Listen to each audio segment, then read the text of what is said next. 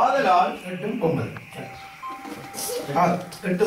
அவர் மனுஷரூபமாய் காணப்பட்டு ஆமென் மரண பரியந்தம், அதாவது சிலுவையின் மரண பரியந்தமும் ஆமென் கீழ்ப்படிந்தவராகி ஆமென் தம்மை தாமே தாழ்த்தினார். ஆமென் ஆதலால் ஆமென் தேவன் எல்லாவற்றிற்கும் மேலாக ஆமென் அவரை உயர்த்தி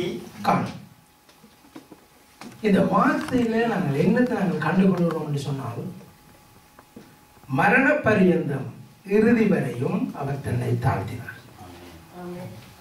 அதனால 9வது வசனத்தில் என்ன குறிப்பிடப்பட்டிருக்கிறது? ஆதலால் தேவன் எல்லாவற்றிற்கும் மேலாக அவரை உயர்த்தினார். ஆமென். எங்களுடைய வாழ்க்கையில அநேகமான ஊழிய அனுபவங்களை எடுத்துக்கொண்டாலும் சரி, தேவ சபைகளை எடுத்துக்கொண்டாலும் சரி, விசுவாசிகளை எடுத்துக்கொண்டாலும் சரி, தேவன் உயர்த்தும் அளவுக்கு எங்களை நாங்கள் முற்றுமுழுதாய் தாழ்த்துவதில்லை, முற்றுமுழுதாய் தேவனுடைய சித்தத்துக்கு ஒப்புக் கொடுப்பதில்லை. ஆமென். இதில் ஒரு தெளிவான சத்தியம், மரண பரியந்தம் இறுதி வரையும் பிதாவினுடைய சித்தப்படி, கர்த்தருடைய சித்தத்தின்படி எங்களை முற்றிலுமாய் ஒப்புக்கொடுத்து தாழ்த்த எல்லாவற்றுக்கும் மேலாய் தேவனை உயர்த்துவார். ஆமென். கர்த்தர் அப்படியா எங்களை உயர்த்துவார். ஒவ்வொரு சபைகளும் தெளிவான ஆலோசனைகளை தேவனிடத்தில் இருந்து பெற்றுக்கொள்ள பழக வேணும். ஆமென். ஒவ்வொரு ஆலோசனைகளிலும் ஒவ்வொரு அடியை எடுத்து வைக்க எல்லாவற்றிற்கும் மேலாய் தேவன் நம்முடைய சபையை உயர்த்துவார். ஆமென். தனிப்பட்ட வாழ்க்கையிலும் சரி, விசுவாச வாழ்க்கையிலும் சரி, குடும்ப வாழ்க்கையிலும் சரி, சபை வாழ்க்கையிலும் சரி, தேவனுடைய சத்தத்துக்கு கீழ்ப்படிந்து எப்படியா மரண பரியந்தம் எல்லா சூழ்நிலையிலும் கர்த்தர் சொல்லுகிற ஆலோசனைக்கு நாங்கள் கீழ்ப்படிய எல்லாவற்றிற்கும் மேலாய் தேவன் நம்மை உயர்த்துவார். ஆமென். தெளிவான விசுவாசம், ஒரு தெளிவான சத்தியம். ஆமென். நமக்குள்ளே தெளிவாய் இருக்க வேணும். மரண பரியந்தம் என்றால் மரண பரியந்தம் எல்லா சூழ்நிலையும் எப்பொழுதும் தேவ சமூகத்திலே ஜெபம் பண்ணி முடிவுகளை எடுக்கும் பொழுது கர்த்தர் பேசுவார். இப்படி செய் என்று சொல்லி. ஆமென். கர்த்தர் அப்படி உயர்த்த வல்லவர். அந்த சத்தத்துக்கு கீழ்ப்படியாவிட்டால் நாங்கள் யோசுவா 5ஆம் அதிகாரத்துக்கு போவோம். யோசுவா 5ஆம் அதிகாரம். யோசுவா 5ஆம் அதிகாரம் 274 பக்கம்.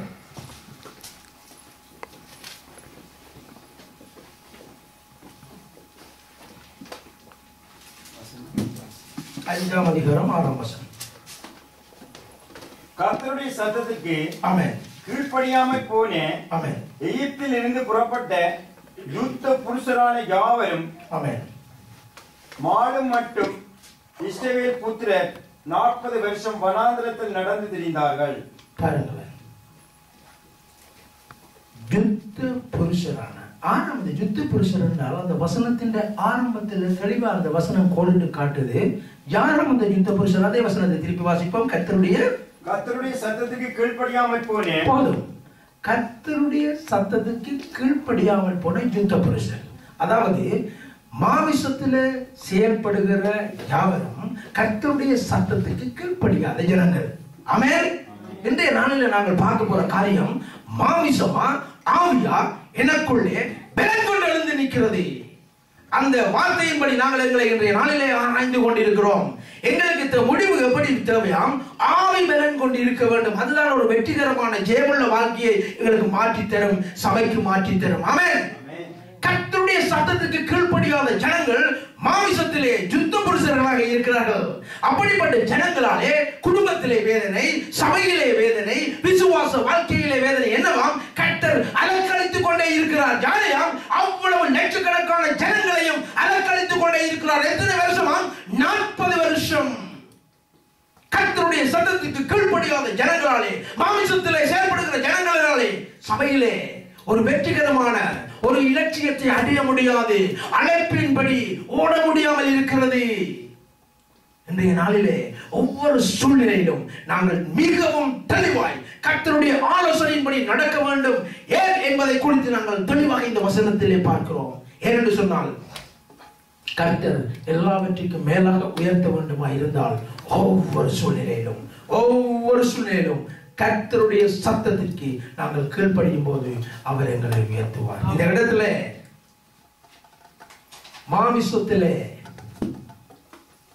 மாமிசத்திலே யுத்தங்கள் புரிகிறவர்கள் சபையிலே இருப்பார்களாய் இருந்தால் சபை தான் அழைத்த அழைப்பின்படி வெற்றியை நாட்ட முடியாது, ஓடி முடிக்க முடியாது. 40 வருஷம் அலக்கழிவு. அதனாலே சபையிலே உள்ள யாவரும் ஆவிக்கேற்ற பிள்ளைகளாய் மாற வேண்டுமாய் இருந்தால் தெளிவான சத்தியம் சபையிலே ஒவ்வொருவருக்குள்ளும் விதைக்கப்பட வேண்டும். ஆமென். அப்படி விதைக்கப்பட மாமிசம் ஒளிந்து என்ன பெருகுமா? ஆவி பெருகும். எல்லாம் ஆவிக்குரிய காரியங்கள், ஆவிக்குரிய பேச்சுக்கள், ஆவிக்குரிய கீழ்ப்படிவுகள் காணப்படும். அப்பொழுது அவர்கள் ஆவியிலே வளருவார்கள். அப்படி ஆவியிலே கர்த்தருடைய சத்தத்துக்கு கீழ்ப்படிந்து செயல்பட எல்லாவற்றுக்கும் மேலாய் நம்மை கர்த்தர் உயர்த்துவார். ஆமென். அதனாலே இன்றைய நாளிலே சபையில் உள்ள ஒவ்வொருவரும் நானும் நீங்களும் ஆராய்ந்து கொள்ள வேண்டிய காரியம், மாமிசம் எனக்குள்ளே பலன் கொள்கிறதா, கர்த்தருடைய ஆவி எனக்குள்ளே பலன் கொள்கிறதா என்று சொல்லி ஆராய்ந்து பார்க்கும் பொழுது எங்களுக்குள்ளே விடை கிடைக்கும். நாங்கள் மாமிசத்திலே செயல்படுகிறவர்களாய் இருப்போம் என்று நாங்கள் அறிந்து கொள்வோமா இருந்தால் சத்தியத்திலே வளர ஆண்டவர் எங்களை நடத்துவார், ஆவியானவர் நடத்துவார். ஆமென். அதனாலே மாமிசத்திலே குடும்பம் வாழ்க்கையா இருந்தாலும் சரி, சபை வாழ்க்கையா இருந்தாலும் சரி, கர்த்தருடைய சத்தத்துக்கு கீழ்ப்படியாமல் கொஞ்சம் பேர் இருந்தாலும் சரி, அவ்வளவு பேருக்கு சேர்த்து அலக்கழிவு ஏற்படுகிறது. இது ஒரு உண்மையான சத்தியம். அதனாலே சபையிலே மாமிசத்தை சேர்ந்த எவருமே இருக்காமல் யாவரையும் ஆவிக்கேற்ற பிரகாரமாய் வளர்த்தெடுக்க வேண்டியது சபையை நடத்துகிற ஊழியர்களுடைய தலையாய பொறுப்பு. ஆமென். அவங்களுக்கு அது தெரியாது. மாமிசத்திலே யுத்தமானவர்கள், சண்டை பிடிப்பார்கள். அது சபையிலே சத்தியம் விதைக்கப்பட அவர்கள் நிச்சயமாய் கர்த்தர் மாற்றி தருவார். அப்பொழுது வெற்றிகரமான ஓட்டத்தை சபை மிக விரைவாக 40 வருஷம் அலக்கழிச்சு இல்லாதபடி ஓடி முடிக்கும். ஆமென். அடுத்த வசனத்தை நாங்கள் கடந்து போவோம். அடுத்த வசனம் எபிரேயர் 8:9. எபிரேயர் 8:9 300ஆம் பக்கம் வாசிப்போம்.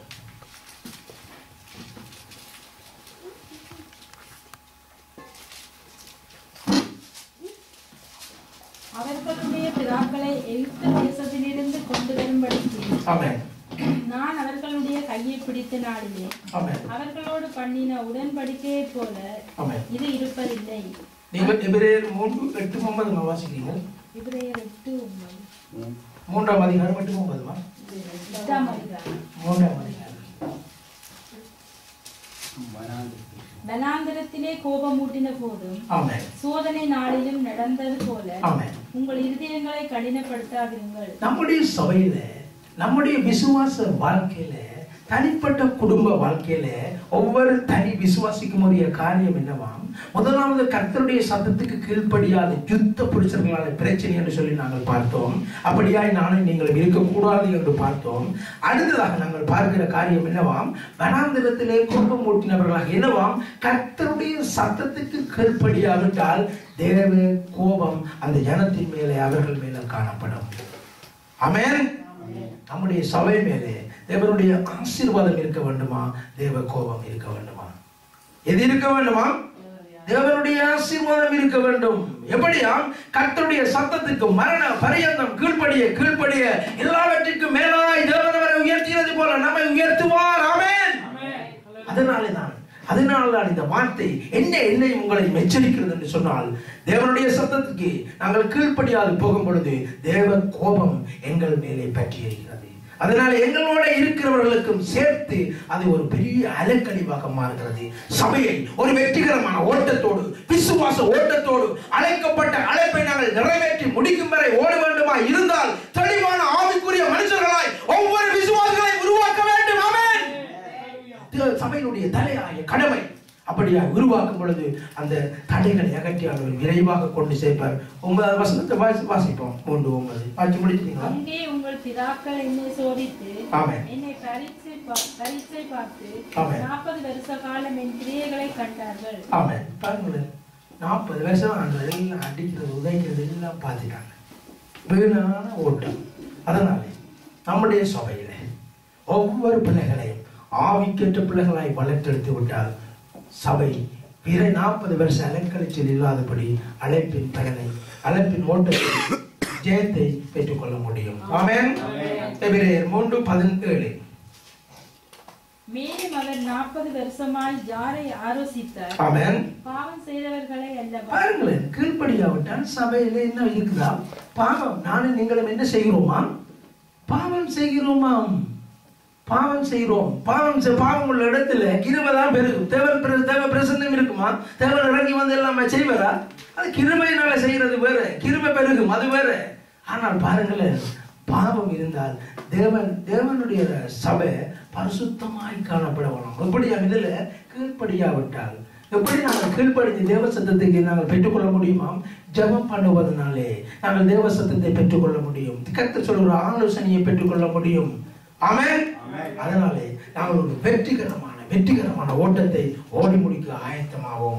அடுத்த வசனத்தை நாங்கள் பார்ப்போம். நாங்கள் கலாத்தியர் 1 சாமுவேல் 15:24 262 பக்கம். 1 சாமுவேல் 15:24. அப்பொழுது சவுல் சாமுவேலை நோக்கி, ஆமென், நான் கர்த்தருடைய கட்டளையையும் ஆமென், உம்முடைய வார்த்தைகளையும் மீறினதினாலே ஆமென், பாவம் செய்தேன். ஆமென். நான் ஜனங்களுக்கு பயந்து ஆமென். அவர்கள் சொல்லை கேட்டேன். யாருக்கு பயந்தான்? ஜனங்களுக்கு பயன். சபையில பிரச்சனைகள் இருந்தான். ஆனா நாங்கள் யாருக்கு பயப்படக்கூடாதோ?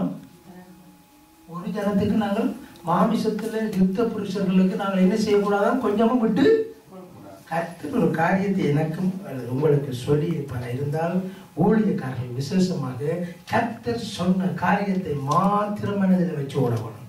ஆமென். கர்த்தருக்கு கீழ்ப்படியாமல் போனால் பாவம். இந்த வசனத்திலே சொல்லுகிறார், சபை சொல்லுகிறார் பாவம். ஆனால் ஒரு சாட்சி சொல்லுகிறார், ஜனங்களுக்கு பயன். ஆனால் பாருங்கள், பெண்ணாபரி நம்முடைய தேவ ஊழியக்காரன், நாங்கள் எல்லாரும் நேசிக்கிற தேவ ஊழியக்காரன் மோசையை சுற்றி எவ்வளவு காரியங்கள் வந்தது. மோசை பயப்படவில்லை. கர்த்தரை மாத்திரம், அழைப்பை மாத்திரம் பார்த்தார். ஆமென். அழைப்பை மாத்திரம். அதனாலே நாங்கள் ஜனங்களுக்கும் வேற எவருக்குமே நாங்கள் பயப்படாதபடி நாங்கள் ஒவ்வொரு மனுஷரையும் ஆவிக்கேற்ற ஜனங்களாய் மாற்றும்படியாய் நாங்கள் பிரயாசப்பட வேண்டும். ஆமென். அப்பொழுதுதான் ஒரு வெற்றிகரமான ஓட்டத்தை மிக விரைவாக நாங்கள் எட்டிவிட முடியும். ஆமென். ஆமென். நாங்கள் 40 வருஷம் அலைய தேவையில்லை. அடுத்த வருஷம் கலாத்தியர் 15:17 தொடக்கம் 21 எல்லாருக்கும் தெரியும். கடை வாசிச்சு முடிப்போம். என்று சொன்னால் அந்த ராஜ்யத்திலே கானான் தேசத்துக்குள்ளே போக முடியாது என்று நாங்கள் பார்த்தோம். யுத்த புருஷர்கள் மாலு மட்டும் 40 வருஷம் அலைந்து திரிந்தார்கள் என்று சொல்லி பார்த்தோம். மாலு மட்டும் எல்லாம் மாமிசம் அடங்கின அப்புறம் கானானுக்குள்ளே ஆண்டவர் கால் வைக்க விழுகிறார். அடுத்த வசனம் இதிலே நாங்கள் பார்க்கிறோம். கலாத்தியர் 5:17 தொடக்கம் 21 கடை வாசிப்போம். இது நாங்கள் மாற வேணும் இன்னும் ஞாபகப்படுத்தி கொண்டு வாசிப்போம். வாசிங்க 262. ஆவிக்கு விரோதமாகவும், ஆமென், ஆவி மாம்சத்துக்கு விரோதமாகவும், ஆமென். பாருங்களேன், ஒரே மனிதனுக்குள்ள 2 விதமான போராட்டம். ஒன்று மாமிசம், மற்றது ஆவி. சபையிலே கர்த்தர் சொல்லுகிறார், மாமிசம் ஆவி. கர்த்தருடைய சத்தத்தை கேட்கிறவன் ஆவியானவருக்குரியவன். மாமிசத்திலே கர்த்தருக்கு கீழ்ப்படியாதவன் பிசாசுக்குரியவன், தேவனை எதிர்த்து நிற்கிறவன். ஆனால் நாங்கள் 2 பேரை பார்த்தோம். ஆனால் எங்களுக்குள்ளே 2 காரியம் இருக்கிறது. ஒன்று மாமிசம், அடுத்தது ஆவி. 2 ஒன்று கொண்டு சமாதானமாக இருக்கிறதா? இல்லை, ஒன்று கொண்டு எதிரும் புதிருமாக இருக்கிறது. வாசிப்போம்.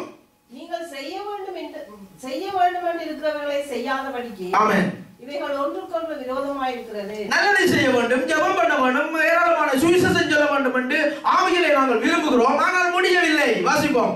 ஆவியினால் நடத்தப்படுவீர்களானால், ஆமென், நீங்கள் நியாயப்பிரமாணத்திற்கு கீழ்ப்பட்டவர்கள் அல்ல. ஆமென். மாம்சத்தின் கிரியை வெளியரங்கமாயிருக்கின்றன. ஆமென். அவையாவன, ஆமென், விபச்சாரம், வேசித்தனம், அசுத்தம், காமவிகாரம், விக்கிரகாராதனை, பில்லிசூனியம், பகைகள், விரோதங்கள், வைராக்கியங்கள், கோபங்கள், சண்டைகள், பிரிவினைகள், மார்க்கபேதங்கள், பொறாமைகள், கொலைகள், வெறிகள், களியாட்டுகள் முதலானவைகளே. இப்படிப்பட்டவைகளை செய்கிறவர்கள் தேவனுடைய ராஜ்யத்தை சுதந்தரிப்பதில்லை என்று முன்னே நான் சொன்னது போல இப்பொழுதும் உங்களுக்கு சொல்லுகிறேன். இதுதான் அந்த பாயிண்ட்.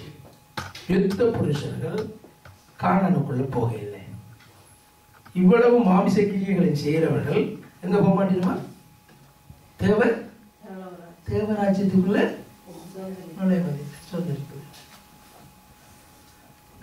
புருஷர்களாக மாமிசத்தின் கிரியைகளாக நாங்கள் இருப்போமாய் இருந்தால் வீணாய் நம்முடைய சபையும் வந்து போகாதாம், பரலோகத்துக்கு போகாது. நாங்கள் சபையை எப்பொழுதும் ஆவிக்கேற்றபடி ஆவிக்குரியவர்களாக ஒவ்வொரு நாளும் அனுதினமும் பரிசுத்தப்படுத்தி தேவனுடைய சத்தம் கேட்கப்படும்படி ஒவ்வொரு விசுவாசிகளுக்கு நாங்கள் கற்பிக்கும் போது அது தேவனுடைய ராஜ்யத்தை சுதந்தரிக்கும். ஆமென். அதுதான் அழைப்பு. நாங்கள் அழைப்புகளை ஊழியங்களை அசட்டை பண்ணாதபடி விழித்திருந்து ஒவ்வொரு மனுஷனையும் கிறிஸ்துவுக்குள் தேறினவனாக, ஆவிக்குரிய வாழ்க்கையிலே தேறினவனாக, பிரகாசிக்கிறவனாக நாங்கள் மாற்றும் பொழுது நம்முடைய சபை பரலோகத்துக்குள்ளே கடந்து போகும். ஆமென். ஒரு பிரயோஜனம் எவ்வளவு 1000 பேர் சபையில் இருந்தும் மாமிசத்தின் காரியங்கள், மாமிசத்தின் கிரியைகளோட இருப்பார்களா இருந்தால் பரலோக ராஜ்யத்துக்குள்ளே நுழைய முடியாது. ஏன் எனக்குள்ளே ஆவியிலும் கூட மாமிசம் உயர்ந்திருக்குமா இருந்தால் தேவனுடைய ராஜ்யத்தை நான் சுதந்தரிப்பதில்லை என்று வேதவசனம் நம்மை எச்சரிக்கிறது. அதனாலே ஆவிக்குரிய காரியங்களிலே மாமிசம் குறைந்து ஆவிக்குரிய வாழ்க்கையில நாங்கள் வளர்ச்சி அடைவதிலே கவனம் செலுத்துவோம். ஆமென். ஆமென். சந்தோஷமா இருக்கிறீங்களா? ஆமென். அடுத்த வசனத்தை நாங்கள் விரைவாக பார்ப்போம். என்னாகமம் 16 192 பக்கம். என்னாகமம் 16:32 16:2-3.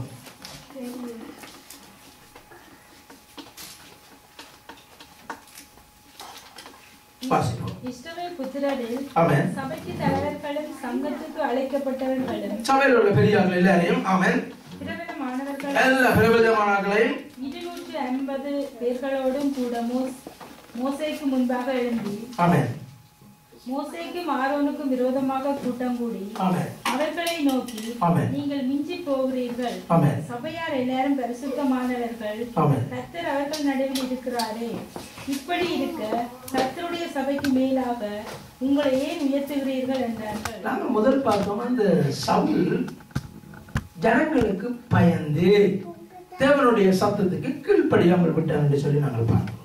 இதுல இந்த மோசே கர்த்தருக்கு பயப்படுகிற, கர்த்தருடைய சத்தத்துக்கு கீழ்ப்படுகிற மனுஷன் இருக்கிறார். ஓகே. இன்னொரு பக்கம் இந்த யுத்த புருஷர்கள் இருக்கிறாங்க. நாங்கள் ஏற்கனவே பார்த்தோம், யுத்த புருஷர்களால அறக்கலைச்சலை ஒழிய நாங்கள் கானானுக்குள்ள போக முடியாது. அதுக்காக நாங்கள் யுத்த புருஷர்களை வெறுத்து தள்ளக்கூடாது. அவங்களை ஆவிக்கேட்ட ஜனங்களாக என்ன செய்யணுமா? மாற்ற வேணும், கற்றுக் கொடுக்க வேணும், சத்தியத்தை நல்லா போதிக்க வேணும். ஆமென். அப்பொழுதுதான் எல்லாம் மாறும். கர்த்தர் அப்படி செய்வார். ஆமென். அதனால இந்த ஜனங்கள் இந்த பாதி வழியில இந்த பிரயாணங்களில் அடக்கலைச்சு கொண்டிருக்கிற ஜனங்கள் என்ன செய்வாங்களாம்? அடிக்கடி பிரச்சனைகளை ஏற்படுத்தி கொண்டுதான் இருப்பாங்க. யாருக்கு எதிராகலாம்? தேவனுடைய ஜனங்களுக்கும் கர்த்தருடைய சத்தத்துக்கும் கீழ்ப்படிந்து செயல்படுகிற ஜனங்களுக்கு எதிராகவும். அதை நாங்கள் ஊழியக்காரர்கள் அவதானிக்க வேணும். ஆமென். என்னவாம்? கர்த்தருடைய சத்தத்துக்கு கீழ்ப்படுகிற ஜனங்களுக்கு விரோதமாக இந்த பிசாசுக்கு கீழ்ப்படுகிற, அதாவது யுத்த புருஷர்கள் மாமிசத்தின் கிரியைகளை வெளிப்படுத்துகிற ஜனங்களாம் என்ன செய்வாங்களாம்? எழும்பி என்ன செய்யறாங்களாம்? அவர்களுக்கு விரோதமாக கேள்வி கேட்கிறாங்களாம். அதுல 32வது வசனத்திலே பதில் வருகிறது. என்ன பதிலாம்? 32வது வசனம் 16:32.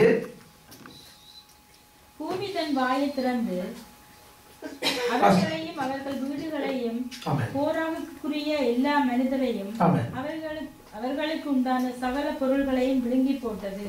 சபையில கொஞ்சம் பேர் திடீர்னு காணாம போடுவீங்க. ஆறாவியல் யுத்த புருஷர்கள் பயப்படக்கூடாது. கர்த்தர் சொன்னதின்படிதான் நடந்து கொண்டு போகும்.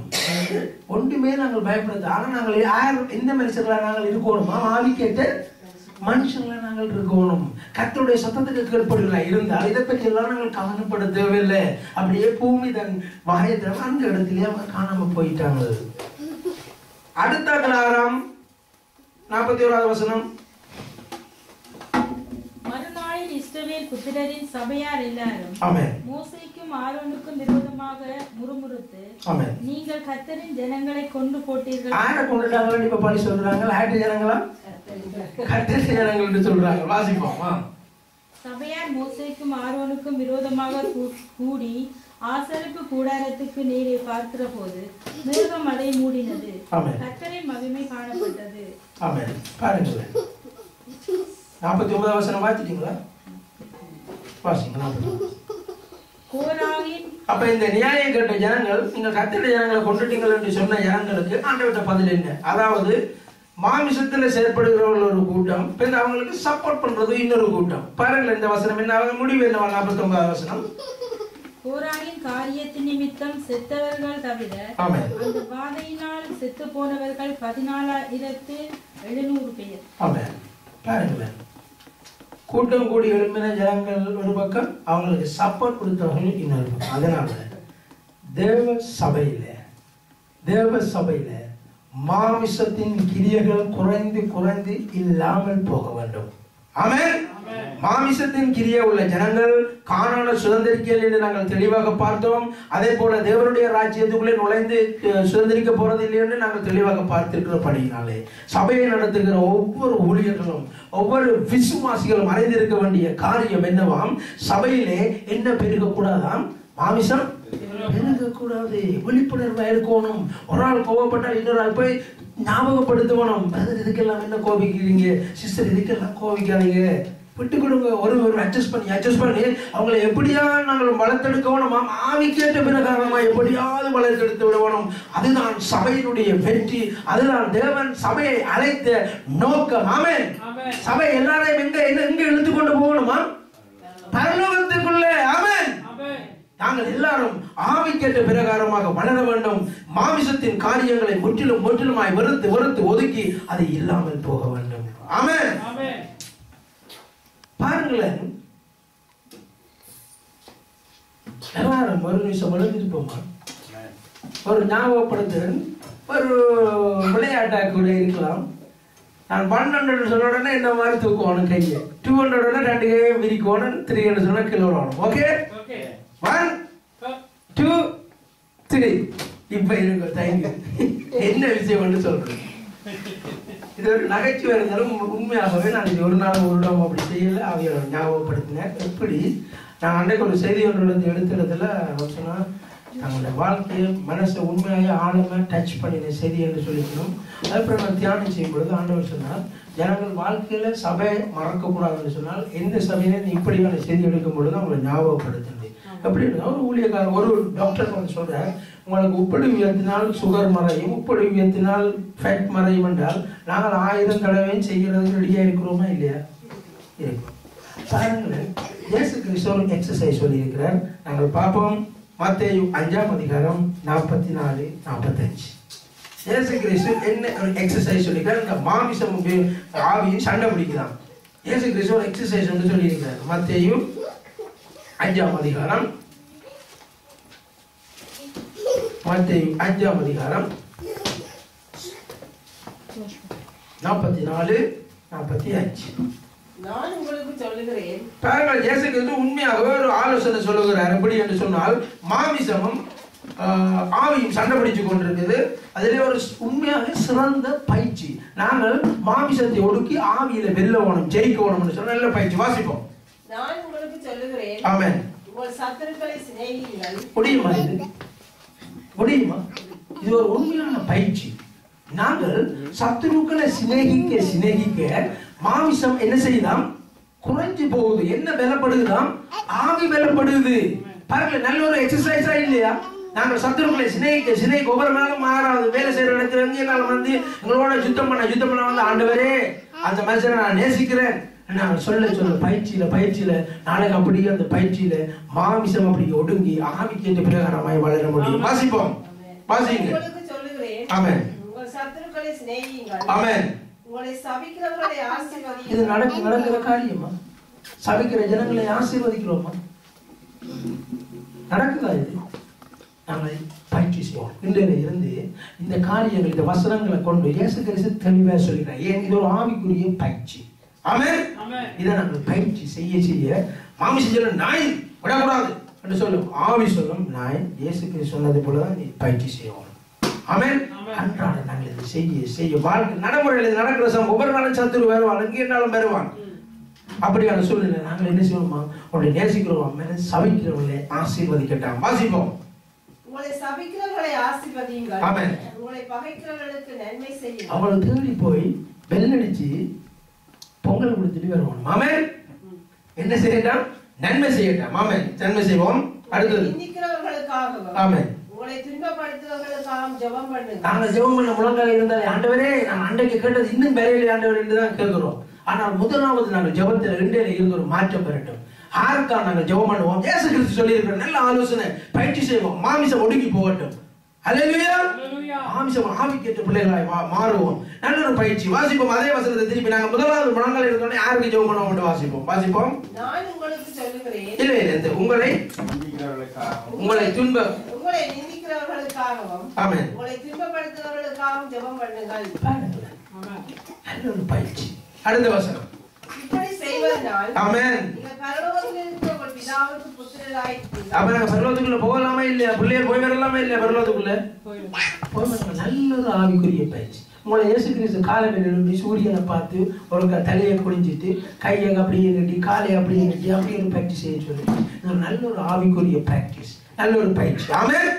இனிமே ரெண்டு வாழ்க்கையில ஒரு நல்ல ஒரு புதிய பரிணாமத்துக்குள்ள கடந்து போவோம். ஆவிக்குரிய ஆழத்துக்குள்ள நாங்கள் கடந்து போவோம். ஆமென். மாமிசம் ஒன்றுக்கும் உதவாது.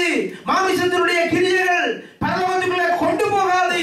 சபைக்குள்ளே மாமிசத்தில் ஒருவர் இருக்க தேவையில்லை, எனக்குள்ளே மாமிசம் மேன்மையடைய தேவையில்லை என்ற காரியத்தோடு விழிப்புணர்வோடு நாங்கள் செயல்பட அழைக்கப்பட்டிருக்கிற காலம் இது. ஆமென். எங்களுடைய நோக்கம் எல்லாம் பரலோகத்துக்குள்ளே எங்களோட கூட்டத்தை சேர்த்து இழுத்து கொண்டு போவது. ஆமென். அதுதான் அழைப்பு.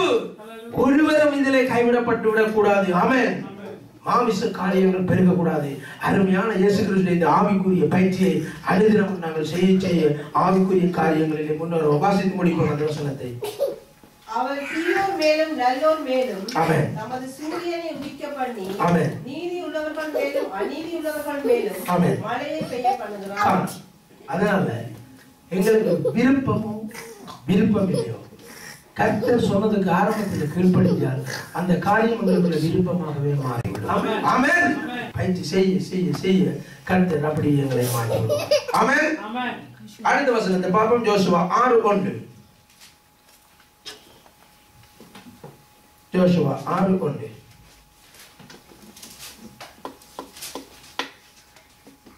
எரிகோ இஸ்ரவேல் புத்திரருக்கு முன்பாக அடைக்கப்பட்டிருந்தது. ஆமென். ஒருவரும் வெளியே போகவும் இல்லை, ஒருவரும் உள்ளே வரவும் இல்லை. அது எரிகோ மதில் அவ்வளவு பலமானது. ஒருவரும் வெளியில போயிடாது, ஒருவரும் உள்ளுக்கு வரையிலாது.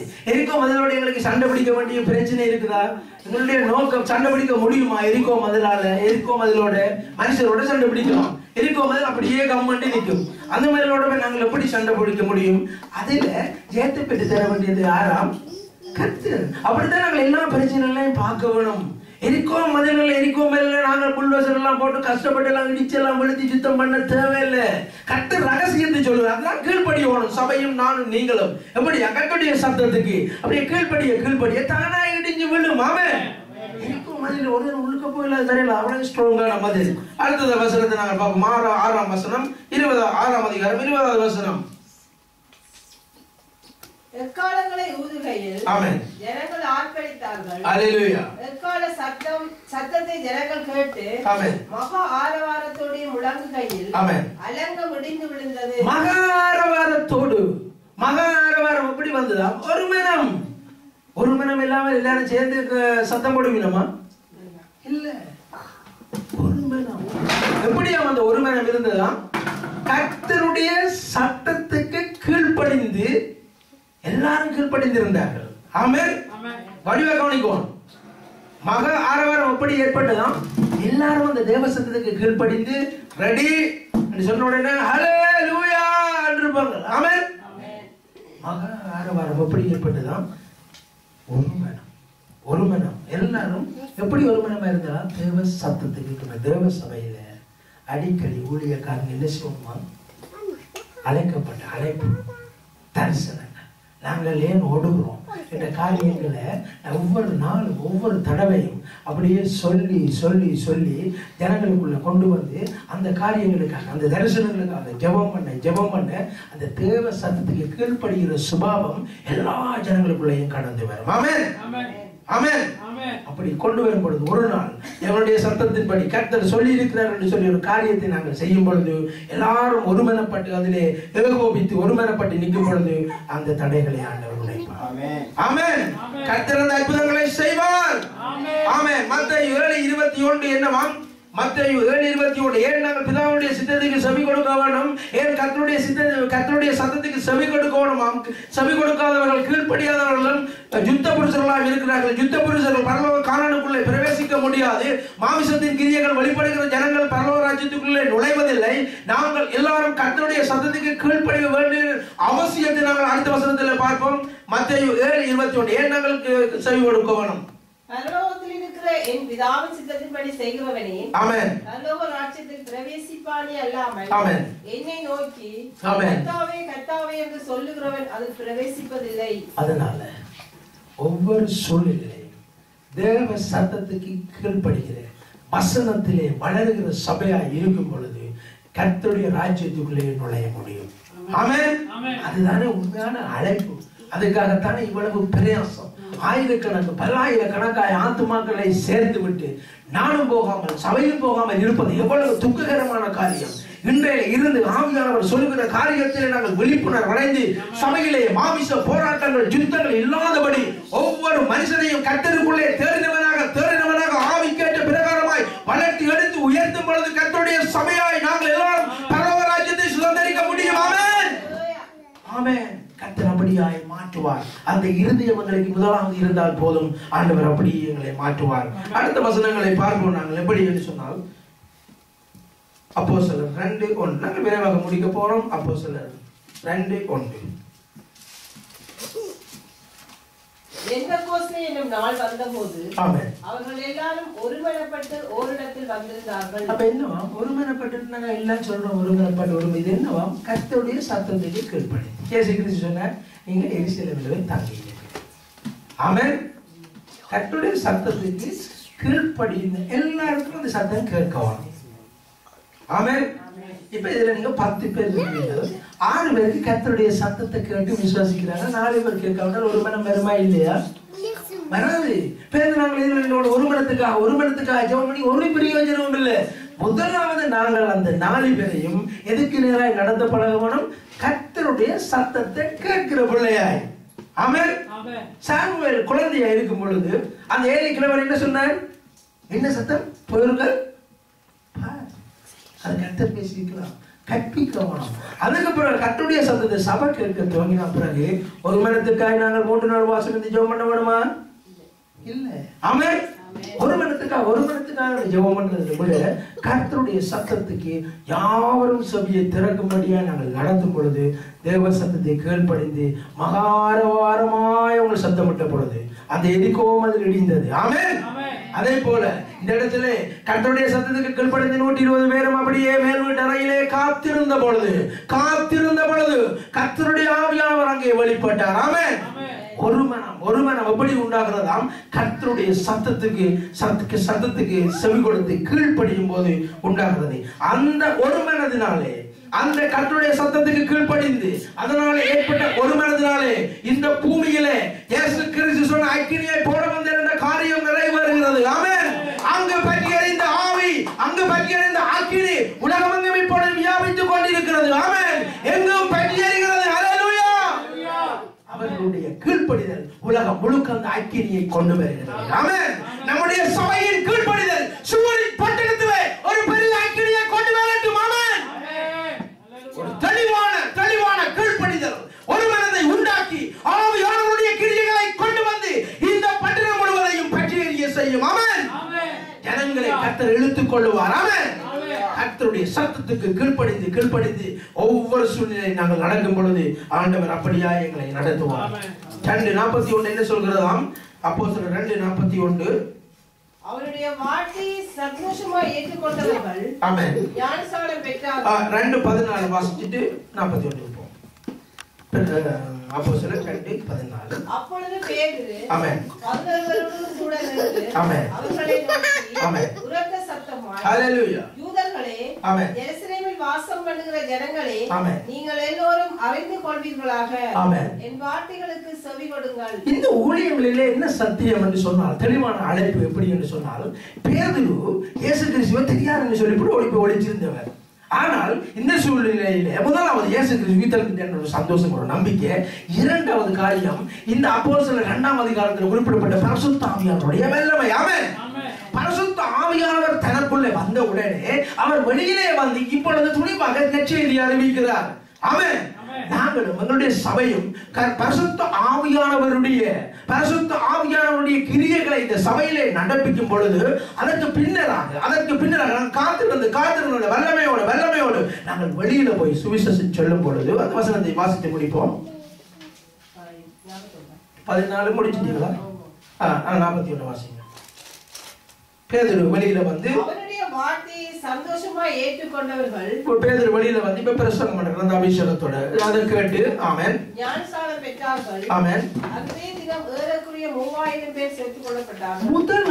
முதலாவது கூட்டத்தில் 3000 பேர். எப்படியாம் அந்த முதலாவது எல்லாத்தின் அடிப்படை சத்தியம் என்னவாம்?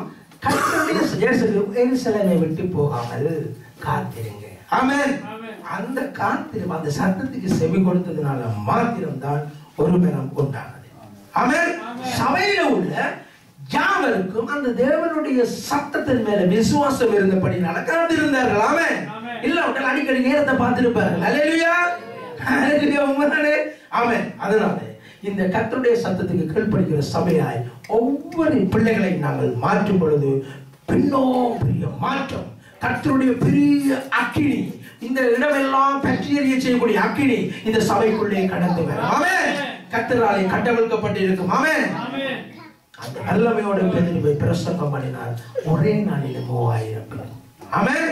அந்த காத்திருப்பு, அந்த கீழ்ப்படிதல், அதன் பின்னர் வந்த அபிஷேகம், அதற்கு பிறகு செய்த ஊழியம் ஒரு பெருமளவான காரியத்தை செய்து முடித்தது. ஆமென். யோவான் 6:63.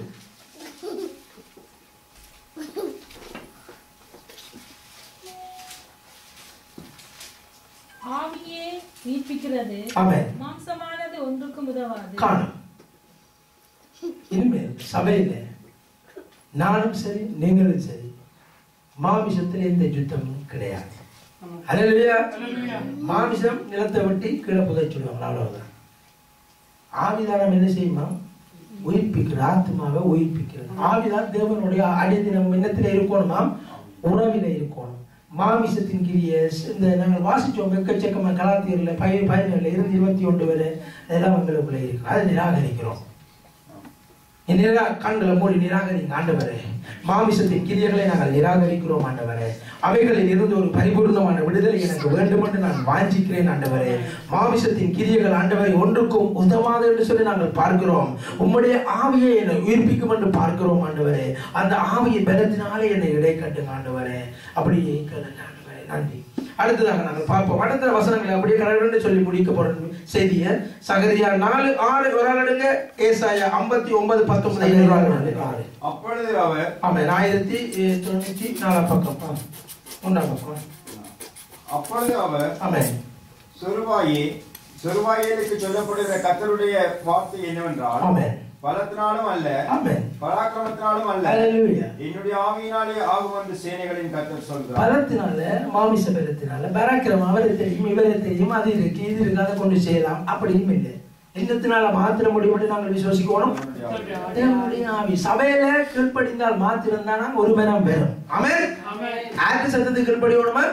கர்த்தருடைய சத்தத்துக்கு. சபை அப்படி நடத்தணும். ஒவ்வொரு விசுவாசிகளும் கர்த்தருடைய சத்தத்தை கேட்கிற ஜனங்களாய் மாற்ற வேணும். தெரியாது என்று சொல்லக்கூடாது. ஆமென்.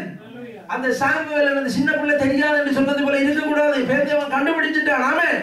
அதே போல சபை அப்படி நேராய் நடத்தணும். அப்படி நடத்தும் பொழுது கர்த்தருடைய சத்தத்தை கீழ்ப்படிந்து எல்லாரும் மகாரவாரமாய் கர்த்தர் சொல்லுகிற பிளானின் படி நடப்பார்கள்.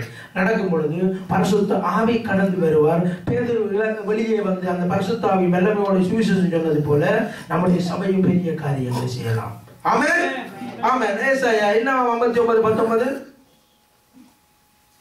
ஏசாயா 59:19. அடுத்தால் ரோமர் 15:13. சூரியன் அஸ்தமிக்கிற திசை தொடங்கி, ஆமென், கர்த்தரின் நாமத்துக்கு, ஆமென், சூரியன் உதிக்கும் திசை தொடங்கி, ஆமென், அவருடைய மகிமைக்கு பயப்படுவார்கள். ஹல்லேலூயா. ஹல்லேலூயா.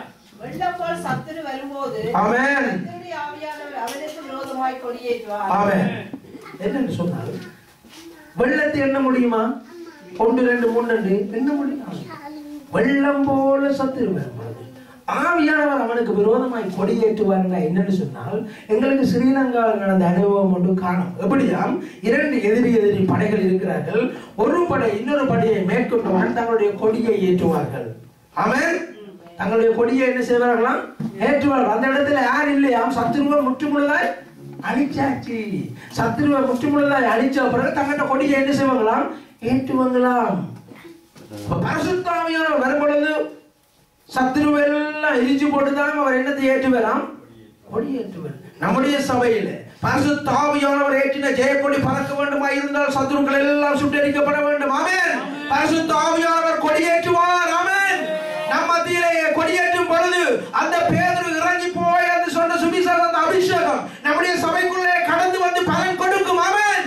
அழைக்கப்பட்ட அழைப்பின்படி சுத்த புருஷர்களாக கலைக்கிறவர்களாக இருக்காமல் ஆவி கேட்ட மனுஷர்களாக அழைத்த அழைப்பின்படி நாங்கள் அந்த இலக்கை நோக்கி ஓடி பந்தய பொருளை பெற்றுக் கொள்வோம். ஆமென். இதுதான் பரலோக ராஜ்யத்தை சுதந்திரிக்கிற ரகசியம். ஆமென். ஆவிச போராட்டம் ஒன்றும் வேண்டாம். சபையிலே ஆவிக்கேற்றவர்களாய் ஒவ்வொருவரையும் வளர்த்தெடுக்க வேண்டியது ஒவ்வொரு விசுவாசியினதும் ஒவ்வொரு ஊழியக்காரருடைய பெரிய கடமை. ஆமென். ரோமர் 15:13 என்று சொல்லுகிறதா? பரிசுத்த ஆவியின் பலத்தினாலே உங்களுக்கு நம்பிக்கை பெருகும்படிக்கு நம்பிக்கையின் தேவன் விசுவாசத்தினால் உண்டாகும் எல்லாவித சந்தோஷத்தினாலும் சமாதானத்தினாலும் உங்களை நிரப்புவாராக. போதுமா? பரிசுத்த ஆவியினுடைய பலத்தினால நம்பிக்கை இருக்கும். பரிசுத்த ஆவிதான் மாமிசத்துல எங்களால் எதுவும் செய்ய முடியாது. பலத்தினாலும் அல்ல, பராக்கிரமத்தினாலும் அல்ல, எங்களுடைய ஆவினாலே ஆகும். இறுதி வசனம் அப்போஸ்தலர் 1:8 பார்த்து நாங்கள் எழுந்திருப்போம். எல்லாருக்கும் தெரிஞ்ச வசனம் அதில் சொல்லிட்டேன். அப்போஸ்தலர் 1:8. பரிசுத்த ஆவி உங்களிடத்தில் வரும்போது நீங்கள் பலனடைந்து எருசலேமிலும் யூதேயா முழுவதிலும் சமாரியாவிலும் பூமியின் கடைசி வரையிலும் எனக்கு சாட்சிகளாய் இருக்கிறார்கள். பரிசுத்த ஆவியானவர் வருகிற காத்திருக்கணும் என்று சொன்னதின்படி அவங்க செய்தாங்க, வெற்றி பெற்றாங்க. அதே போல கர்த்தர் நமக்கு கொடுக்கிற ஆலோசனைகள் அப்படி எழுந்திருப்போம். கர்த்தர் நமக்கு எழுந்திருப்போம், கண்களை மூடி இருப்போம். கர்த்தர் நமக்கு கொடுத்த ஆலோசனையின்படி அந்த கர்த்தருடைய சட்டத்துக்கு நேராய் நாங்கள் நடக்க கர்த்தர் சொன்ன திட்டத்தின்படி நாங்கள் ஜெயத்தை பெற்றுக் கொள்ள முடியும். ஆமென். அவர் யுத்தம் பண்ணுவார். அவர் சத்துருக்களை அழிச்சு கொடியேற்றுவார். எங்களுக்கு தேவை பரிசுத்த ஆவியானுடைய வெற்றி கொடி பறக்க வேண்டும். அப்படி என்றால் ஒரு சத்துருவும் இருக்க மாட்டார்கள். ஆமென். அப்படியான ஒரு பரிபூர்ணமான சபையாய் நம்முடைய சபை மாறும்.